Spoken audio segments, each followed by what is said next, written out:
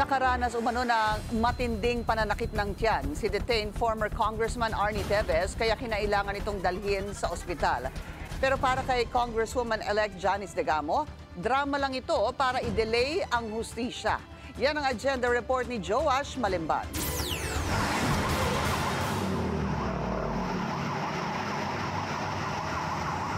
Isinugod sa ospital kaninang umaga si expelled congressman at murder suspect Arnie Teves matapos umanong makaramdam ng severe stomach pains. Ayon sa kanyang abogadong si Attorney Ferdinand Topacio, gabi pa lang ay inirereklamo na ni Teves ang matinding pananakit ng tiyan.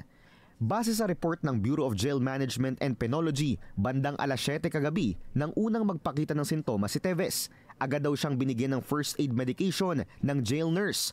Pero nang makita ng BJMP roving physician na hindi gumanda ang kanyang kondisyon, agad nitong inirekomenda na dali na si Teves sa isang public hospital.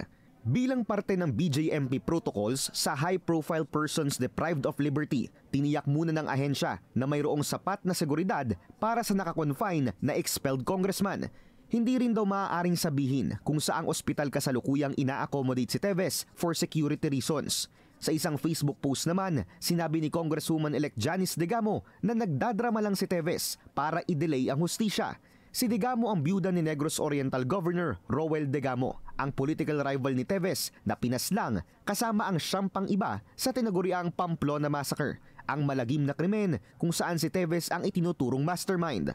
Kasalukuyang humaharap si Teves sa patong-patong na kasong murder, terrorism at possession of illegal firearms and explosives. Para sa agenda, Joash Malimban, Billionario News Channel.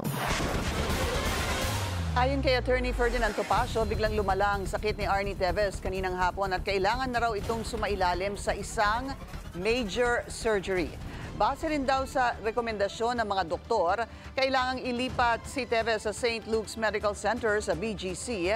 Dagdag pa ni Topacio, may mga itinakdang protocol na ang BJMP at nasabihan na ang mga korte na humahawak sa mga kaso ni Teves.